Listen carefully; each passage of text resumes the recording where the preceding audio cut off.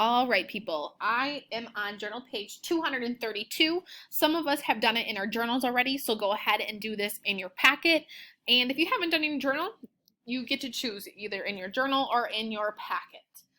Okay, so now that we are here on 7-6, we've kind of seen this before. Let's see, I see a number line, and it's from 0 to 1.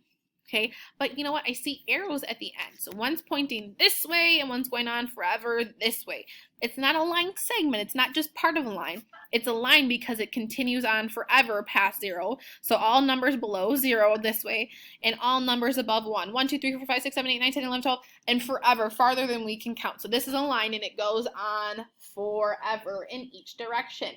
I also notice that there's these little tick marks between our 0 and our 1. So, here's our whole, and we have equal parts dividing, our little tick marks.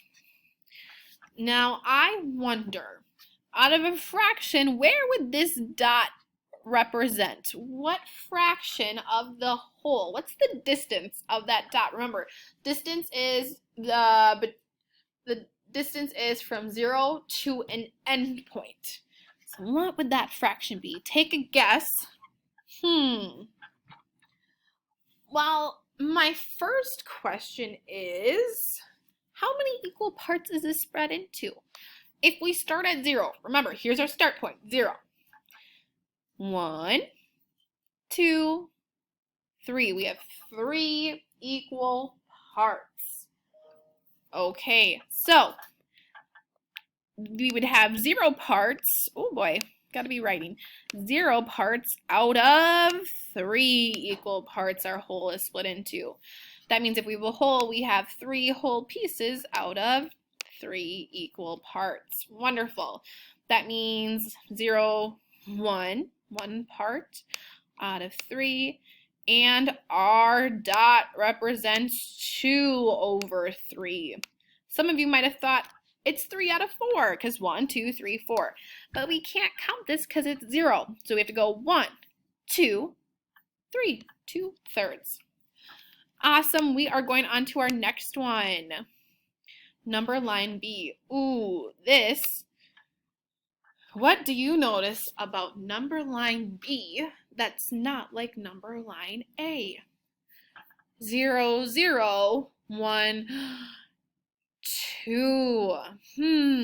So what do we think this distance is on our number line? What does that dot represent? You just go ahead and you think about it. Okay, well, how many parts is our whole broken up? From 0 to 1 is our whole. So from here, 0 to 1, that's our whole. How many equal parts is our whole broken up into? Let's count. 1, 2, and I stop there because here's 1. That's a whole, 0 to 1. So 1, 2 parts. It's broken up into halves. So if I want to label this, I say we have 0 parts out of, and our whole's broken into 2 parts. So 0, we hop. That's 1 part out of 2. We know 1 over 2 is also half. Great. And then we hop another one. We have 2 parts out of 2, which equals 1 whole. So now I'm at 1, and we jump, and we go boop, and we add another half. So now we have 3 halves. 3 halves, 3 parts. 1, 2, 3, 3 equal parts out of, well, we're counting by halves. Great.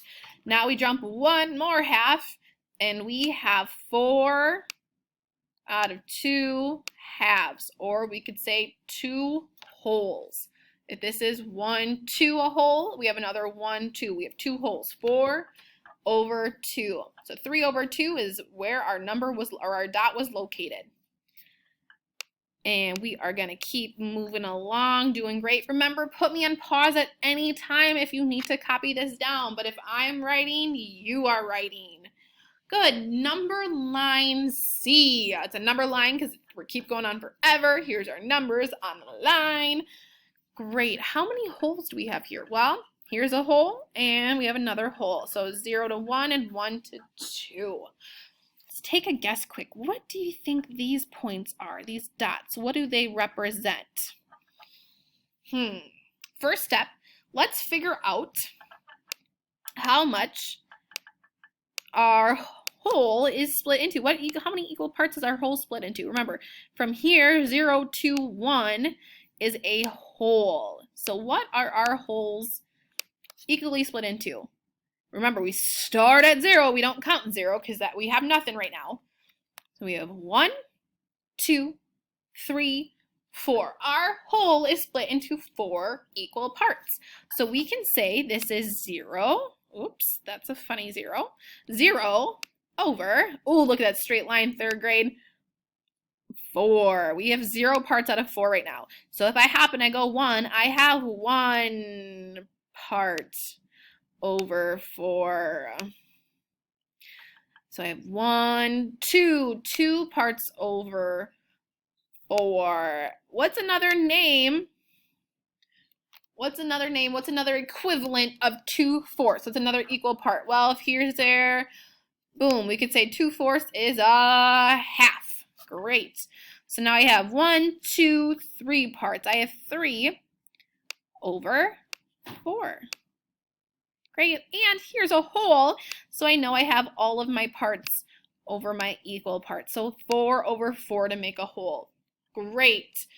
Now we need to keep, we're still counting by 4s, but if we already had 4 parts, and now we're adding another part, that means we have 5 parts over 4, because that's the equal parts we're splitting into. So this is 5, this is 6 equal parts over 4. And now we add another equal part. So now we have 7 total equal parts over 4. And you know what? We have one more, and we're going to jump, and we have 8. Oops, funny 8. 8 over 4, which also equals 2 wholes. Wonderful. I hope you're still staying with me. Remember, put me on pause, or you can always go back. We should have all this written down. And our last one, number line D. Let's see how many wholes we have. We have 1, 0 to 1, that's a whole, and we have another one. Okay, make a prediction. What do you think this point is on the line? What does that represent, that dot? What place out of this number line? Okay, so we're starting at 0, and we're getting to our whole again. We're trying to figure out how many equal parts are in a whole, 0 to 1. How many do we have? Let's count together. Start at 0. 1, 2, 3 equal parts. So we're going to say 0, I have nothing, out of 3 equal parts. Then, boop, I have 1 part out of 3 equal parts. Next jump, I have 2 equal parts out of 3. And if I have 3 parts out of 3, 3 parts out of 3 equal parts equals 1 whole. Great. Now we hop again. We're still counting by 3 equal parts, so everything's going to be over 3 for all of them. But how many parts do I have? I have 1, 2, 3. I had 1 whole, but you know what? I have to keep adding them, so I have 4 equal parts over 3. Add another one. 5 equal parts out of 3. And I hop one more time, and that's 6 equal parts over 3. Or we could say that is 2 wholes. Wonderful. Now I want you to try this next page. I've turned to the next one, 233. It says write the missing fraction on the number line. So you're going to write the missing fractions in on these lines. Then write the fraction that names each point. So it says names the point on the number line. Well, here, let me get my different color quick. Oops, daisy. Okay, here is the point on the number line. So once I figure out what this is, for example, let's just say it is 1 over 5. Well, we know it's not going to be 1 over 5 because we see fourths, but I would put 1 over 5, whichever our answer is going to be. I'm going to do that for 1, 2, and 3. Here's your point on the number line. So once you figure out this fraction, put it down here. Once you figure out what point this is, the fraction, write it down here. Ooh, now this last one says circle all the fractions that are greater than 1 on number lines on page 232 and 233. So both pages. And then it says, what do you notice about the fractions greater than 1? And write your response. So let's see, circle all fractions that are greater than 1. Well, if I go back to our last page, and again, we have hundreds of pages, so we'll get through real quick.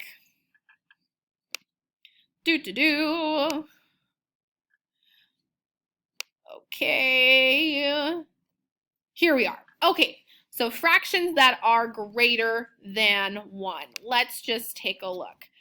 Well, here's 1, greater than. Well, everything below 1 is less than. Does that mean I can circle ones that equal 1? Is that greater? You know what? That's equivalent to 1. That doesn't mean it's more than or greater. Here's 1. So here's a fraction. These fractions equal 1. But we're looking for fractions that are greater than 1. So everything below 1 is going to be less than. Everything right on 1 is going to be equal or equivalent to. So let's see. Is this more than 1? Yeah, this is 1.5. So I would circle, I would circle this fraction. Well, if this one's bigger, and now we're getting even larger numbers, this one is going to be greater than 1. Let's take a look at our next number line. Let's see. We have, here's 1. So everything to the left of 1 is going to be less than, right? Because it doesn't even equal 1. This equals 1 is equivalent, but that's not greater. So this one's 1/4 more. And this one's also another 1/4 more. And then we keep adding, and these are all greater than 1. So you're going to do that on both pages, this page and 233. After this, you go on to math boxes, page 234. Awesome job, mathematicians.